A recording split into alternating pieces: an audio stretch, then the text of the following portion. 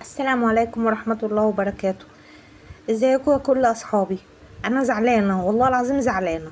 ينفع كده لما استاذ سعد الحرسي رئيس جمهورية كواي يمشي؟ امال مين اللي يقعد؟ مين اللي يفضل فيكي يا كواي؟ ليه تزعلوا استاذ سعد وتزعلونا كلنا؟ ايه الكلام؟ انا مش فاهمه حاجه، ناس تقول ان الناس اللي بتوع السعوديه اللي مشيوا علشان خاطر هم في اي بي. طب انا لما عندي ناس في اي بي امشيهم؟ اتخلى عن الناس الفي اي بي؟ امال اخلي مين؟ لما امشي الداعمين امال اقعد مين؟ ليه بتزعلوا اصحابنا اللي غاليين على قلوبنا؟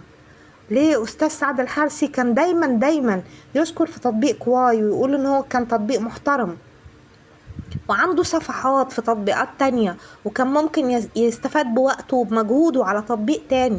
هو اختار ان هو يفضل هنا وكون شعبية كبيرة ومحترمة وعنده وكالة وعنده عيلة وعنده أصدقاء، يعني مشهور زي النار على العالم على التطبيق كله، وإنسان محترم وإنسان أخ عزيز.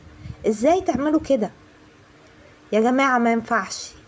يعني نداء لإدارة كواي، ما تهزوش ثقتنا. خلونا كده في امان الله.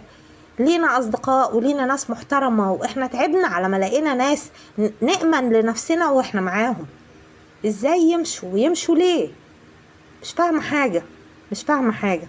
وبعدين احنا لما نلاقي ناس، استاذ سعد بقاله 4 سنين على التطبيق، لما اللي بقاله 4 سنين فجأة يمشي، اللي بقاله سنة واللي بقاله سنتين، وبعدين منين نجيب باور نكمل ليه ونكمل ازاي؟ واحنا ممكن فجأة في لحظة اكس وبره نلاقي نفسنا مش موجودين. ده ممكن يحصل. اذا كان حصل للي اكبر مننا الداعمين والناس كويسة.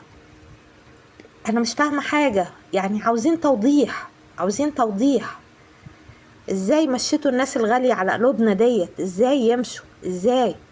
ازاي هان عليكم؟ شوفوه هو دعم بقد ايه، شوفوه هو حضر ساعات وقت قد ايه مع استاذ سعد بيقعد اللايف الواحد بال6 ساعات، يعني في لايف واحد بيخلص تارجته كله، وقته ايامه وساعاته، وبيقعد فوق ساعات كتير، ساعات متواصلة. انا حضرت معاه اللايف لمدة 6 ساعات متواصلة لايف، ما بيبطلش كلام.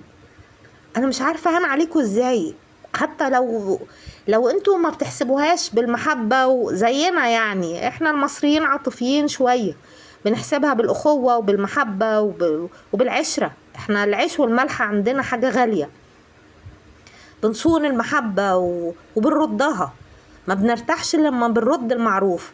يمكن انتوا عندكم حسابات تانية. طب بالحسابات التانية وبالمصالح، من مصلحتكم ان هم يبقوا موجودين، بالمصلحة ان هم لازم يبقوا موجودين، يعني بالمصلحة. ازاي يمشوا ليه؟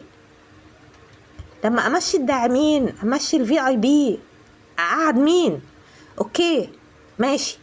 الناس التانيين اللايفات البسيطة والناس اللي على قدها، دول مين اللي هيدعمهم؟